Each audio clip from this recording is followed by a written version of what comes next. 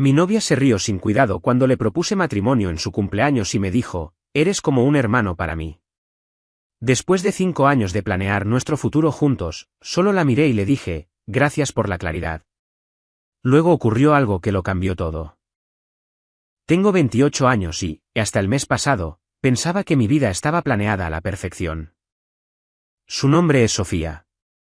Hemos estado juntos desde la universidad, y pasé la mayor parte de estos 5 años planeando este momento. No solo la propuesta en sí. Me refiero a todo, el compromiso, la boda para el próximo junio, el enganche de la casa para el que ambos habíamos estado ahorrando, el futuro que literalmente habíamos discutido 1000 veces tomando café en conversaciones de madrugada. Pero déjenme retroceder a lo que realmente importa aquí. Necesito que entiendan el contexto completo antes de explicar por qué ahora estoy sentado en mi departamento a las 2 de la madrugada escribiendo esto en lugar de dormir como una persona normal. Sofía cumplió 30 años el 15 de noviembre. Había reservado en un restaurante carísimo, ese que ella había señalado hace 3 años diciendo que era el lugar de sus sueños. Ahorré durante 8 meses para poder pagarlo. Mandé a hacer el anillo a la medida con un joyero que me recomendó mi mamá. Gasté más dinero del que quiero admitir y planeé toda la noche al minuto. Incluso me coordiné con su mejor amiga, Ana, para asegurarme de que Sofía estuviera libre y en el estado mental adecuado. Todo estaba listo. Llegamos al restaurante alrededor de las 7 de la tarde. Sofía se veía hermosa. Llevaba un vestido azul marino que compró específicamente para la ocasión, y recuerdo haber pensado en lo afortunado que era. La cena estuvo increíble. Hablamos de lo de siempre, el drama del trabajo, el nuevo bebé de su hermana, mi frustración con mi jefe. Todo se sentía normal, cómodo, fácil. Luego llegó el postre. Había arreglado previamente con el restaurante para que le trajeran su tiramisú favorito con una sola vela. Mientras lo ponían frente a ella, me arrodillé. Recuerdo que me temblaban las manos y tenía todo un discurso preparado sobre cómo quería pasar el resto de mi vida con ella, sobre cómo era mi mejor amiga, sobre todas esas cosas estúpidas pero genuinas que dices cuando te propones. Iba a la mitad del discurso cuando ella empezó a reírse. No fue una risa nerviosa, ni una risa de alegría, fue una risa como si le acabara de contar el chiste más gracioso del mundo y el remate hubiera sido perfecto. Sofía. Intenté continuar, aún de rodillas, aún sosteniendo el anillo en alto. Ay, Dios mío, ya para, dijo, literalmente limpiándose las lágrimas de los ojos. Esto es muy lindo, pero... Tomó aire. Eres como un hermano para mí. Te amo, pero no de esa manera. El restaurante se quedó en silencio. Bueno, no en silencio real, obviamente la gente seguía comiendo y hablando, pero en mi cabeza había un silencio sepulcral.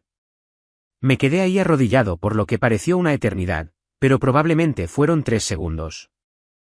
La cara me ardía. Podía sentir a las personas de las mesas cercanas mirándonos. Me levanté. Volví a guardar el anillo en mi bolsillo sin decir nada. La miré por un momento y luego dije exactamente lo que puse en el título, gracias por la claridad. Me volví a sentar. No me fui. Me terminé mi postre. Ella intentó disculparse, intentó explicar, pero simplemente no le seguí el juego. Fui educado. ¿Estuve tranquilo? Por dentro, estaba total y completamente vacío. Terminamos la cena casi en silencio y la llevé a su casa.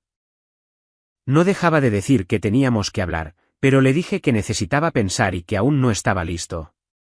Ese fue el momento en que todo cambió, pero no de la manera en que podrían pensar. Actualización. Cuando no contacté a Sofía por 3 días, me llamó como 15 veces y me mandó mensajes de texto constantemente. Lo ignoré todo. ¿Qué había que decir? Había pasado 5 años construyendo un futuro con alguien que me veía como un hermano.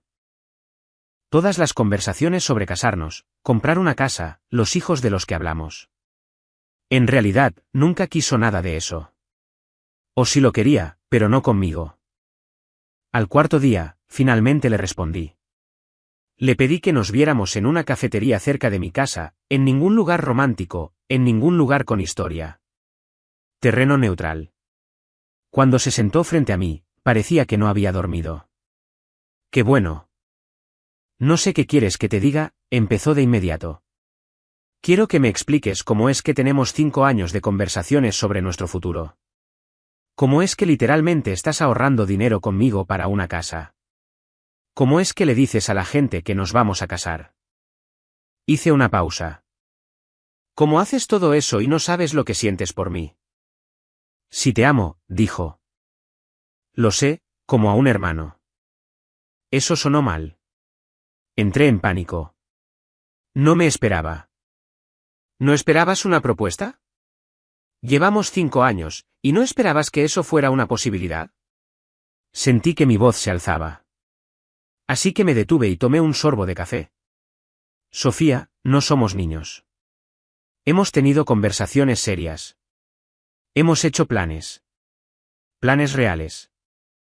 Se quedó callada por un largo momento. Luego dijo. He estado saliendo con alguien más. Ahí estaba. Curiosamente, no me sentí sorprendido.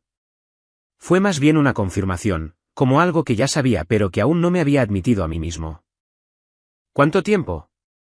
Pregunté. 3 meses. 3 meses. Dejé mi café en la mesa con cuidado. Entonces, cuando fuimos a Querétaro para mi conferencia de trabajo en septiembre, cuando me dijiste que me amabas en esa habitación de hotel, cuando literalmente estábamos hablando de visitar viñedos la próxima primavera. Lo sé. ¿Quién es él? Ella dudó. Su nombre es Mauricio. Es un cliente de la agencia de marketing donde trabajo. Yo lo conocía, no personalmente, pero lo había visto exactamente una vez en la fiesta de fin de año de su empresa hacía 6 meses. Recordaba que ella nos había presentado. Recordaba haber pensado en ese momento que parecía un tipo decente.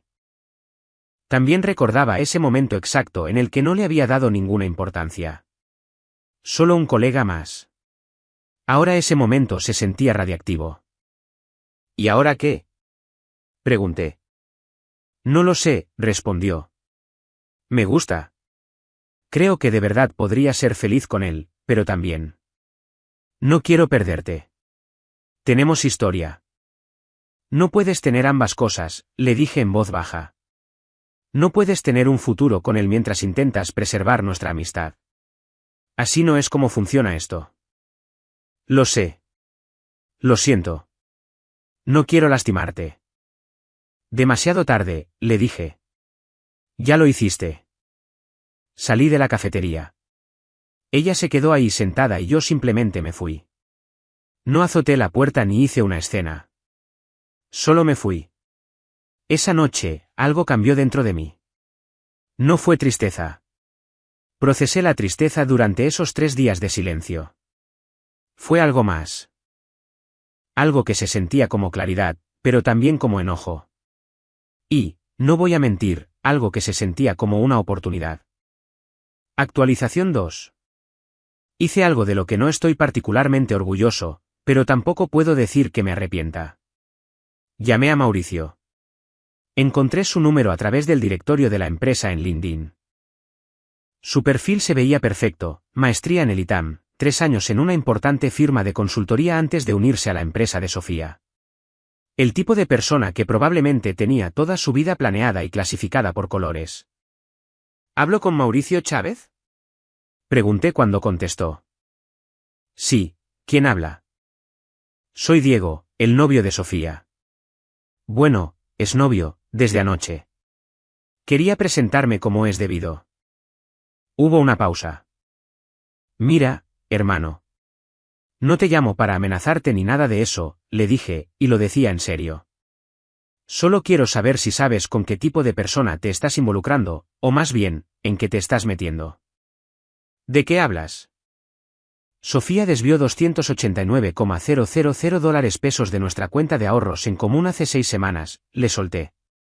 Me di cuenta solo porque entré a la cuenta para hacer un pago y noté que el saldo estaba muy por debajo. Cuando le pregunté al respecto, dijo que los había tomado prestados para un proyecto. Nunca me dijo qué proyecto era. Nunca devolvió los pagos. Y antes de que preguntes, no, aún no la he confrontado por eso. He estado guardándome esa información. Todo esto era cierto. Descubrí que faltaba el dinero y había estado tratando de averiguar qué estaba pasando. Sofía había sido muy vaga, se ponía emocional, afirmaba que estaba resolviendo algo. Yo había estado demasiado absorto en la planificación de la propuesta como para insistir en el tema. Pero ahora, en retrospectiva, estaba pensando en para qué podría haber usado ese dinero. ¿Y por qué me cuentas esto? Porque, le dije, quiero que sepas con quién estás saliendo. Y quiero que sepas que no soy el tipo de persona que simplemente va a dejar pasar esto. Soy contador. Me gustan los números. Me gustan las pruebas y me gusta saber exactamente dónde estoy parado. Colgué. Lo que no le dije fue que ya había contactado a un abogado. Lo que no le dije fue que planeaba preguntarle a Sofía sobre el dinero. Lo que no le dije fue que tenía documentación de cada transacción, cada captura de pantalla, cada correo electrónico. Había pasado los últimos 2 años rastreando meticulosamente nuestras finanzas porque, bueno, eso es lo que hago. Llevo un control de las cosas. Esa llamada a Mauricio fue estratégica. También fue un poco cruel, pero no me voy a quedar aquí a fingir que estaba pensando en alguien más que en mí mismo en ese momento. Al día siguiente, Sofía me llamó frenética. ¿Llamaste a Mauricio? Sí. ¿Por qué lo harías? ¿Qué le dijiste? La verdad, respondí. ¿Qué verdad? Que robaste $289,000 de nuestra cuenta conjunta y mentiste al respecto. Hubo silencio en la otra línea. Luego dijo. No fue un robo. Era mi dinero también. Nuestra cuenta, nuestro dinero. Así es literalmente como funcionan las cuentas conjuntas. Y no era tu dinero. No has tenido ahorros así en años. Ese dinero salió de mi bono de hace 2 años y de la herencia de mi abuelo. Lo sabes. Lo necesitaba, dijo. Y ahora estaba llorando. ¿Para qué? No puedo decírtelo. Entonces terminamos, le dije. Llamaré a mi abogado mañana. Diego, por favor. Le colgué. Actualización 3. Aquí es donde se pone interesante y donde me di cuenta de que había estado viendo todo este asunto de forma equivocada. Llamé a los papás de Sofía. Los llamé directamente. No lo hice a través de Sofía ni le advertí que lo haría. Fue un movimiento calculado y tal vez fue un golpe bajo, pero necesitaba respuestas y sabía que Sofía no me las daría. Contestó su mamá. La familia de Sofía me conoce bien. He pasado cenas de Navidad con ellos. He ayudado a su papá con los problemas de su laptop. Prácticamente soy de la familia. O lo era. Josefina, necesito preguntarte algo y necesito que me respondas con honestidad, le dije después de los saludos iniciales. ¿De dónde sacó Sofía $289,000 hace 6 semanas? Diego, ¿de qué hablas? Sonaba genuinamente confundida. Esa era la respuesta que esperaba. Se los explico, dije, y les conté todo. El dinero, la infidelidad, la propuesta, todo. Podía escucharla hablar con el papá de Sofía en el fondo. Luego volvió al teléfono. Sofía no nos dijo nada de esto, hizo una pausa. Sobre el dinero. Su hermano, Javier, nos llamó hace unos 2 meses pidiendo ayuda con algo. Dijo que Sofía le iba a dar un préstamo, pero que todavía no tenía el dinero. Le preguntamos para qué era y se puso raro. No quiso explicarnos, pero en ese momento le dimos una pequeña cantidad. Tal vez Sofía también le dio dinero. Javier, el hermano menor de Sofía, quien, hasta donde yo sabía, había estado luchando con problemas de adicciones durante los últimos 2 años. A Sofía no le gustaba hablar de eso, algo que yo siempre había respetado. ¿Puedes averiguarlo? Pregunté. Lo llamaré, me dijo. Me devolvió la llamada 2 horas después. Al parecer, Javier se había metido en problemas con unas personas a las que les debía dinero. Personas peligrosas, de las que cobran $289,000. Había tenido miedo de decírselo a sus papás, y Sofía, porque es su hermana y lo ama, entró en pánico y decidió cubrirlo sin decirle a nadie, incluyéndome a mí. Ese fue el momento en que me di cuenta de lo lejos que llegaba realmente la traición. No se trataba solo de Mauricio. Se trataba de que no confiaba en mí lo suficiente como para decirme lo que estaba pasando. Se trataba de que tomaba decisiones enormes que afectaban la vida de ambos sin consultarme. Se trataba de que elegía mentir repetidamente, todos los días, mientras construía un futuro conmigo. El enojo que sentí en ese momento fue diferente. No era el enojo de un novio despechado. Era el enojo de alguien a quien habían tratado como si su opinión, sus sentimientos, su presencia en la vida de alguien no importaran. Actualización 4. Sofía me llamó 3 días después.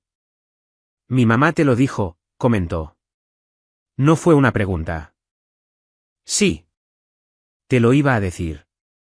Solo necesitaba tiempo para ver cómo hacerlo. ¿Cuándo? Pregunté. ¿Cuándo me lo ibas a decir? ¿Después de casarnos? ¿Después de comprar la casa? ¿Después de tener hijos? No lo sé. Ese es el problema, le dije. No lo sabes. Y no creo que te importe que yo no lo sepa. Creo que yo solo era conveniente. Creo que te gustaba tener a alguien estable, alguien que te amara, alguien que estuviera ahí mientras tú resolvías tu verdadera vida. Empezó a llorar. No me sentí mal por ello. Quiero el dinero de vuelta, le dije. Todo, para fin del mes. Y quiero que te mudes. ¿A dónde se supone que voy a ir? No lo sé. Pregúntale a Mauricio. Las siguientes 2 semanas fueron raras. Se quedó en nuestro departamento. El contrato de arrendamiento estaba a nombre de los dos, pero yo le estaba comprando su parte, un proceso que ahora estaba acelerando. No hablábamos mucho. Movió sus cosas a la habitación de invitados. Cada vez estaba menos en casa. Supongo que estaba en el departamento de Mauricio, pero no le pregunté. Al día 28, dejó un cheque en la barra de la cocina por la cantidad total más los intereses. También había hecho los trámites para que quitaran su nombre del contrato de arrendamiento, con efecto inmediato. Dejó una nota que solo decía, lo siento. Me mudo con Mauricio mañana. Vendré por el resto de mis cosas el próximo mes. No respondí. Solo tomé el cheque, lo deposité y vi cómo el saldo de mi cuenta volvía a ser el que debería haber sido. Última actualización. Eso fue hace 8 semanas. Desde entonces, me enteré por amigos en común que Sofía y Mauricio terminaron después de 6 semanas. Aparentemente, cuando Mauricio se puso a investigar la situación financiera de Sofía, probablemente por esa llamada que le hice, descubrió que tenía más deudas de las que había revelado, y se puso nervioso. Intentaron hacer que funcionara un tiempo, pero todo se vino abajo. Ahora vive con Ana, su mejor amiga, intentando poner su vida en orden. Javier fue a rehabilitación, los papás de Sofía lo están pagando. Creo que de hecho ahora le va bien, pero no he pedido que me mantengan al tanto. En cuanto a mí, estoy bien. Estuve destrozado por unas buenas 2 semanas, pero luego ya no. Empecé a ir a terapia, lo cual ha sido útil para procesar todo. Me metí al gimnasio. Pasé tiempo con mis verdaderos amigos. Hice el viaje a Tokio que había estado planeando hacer con Sofía, pero fui solo.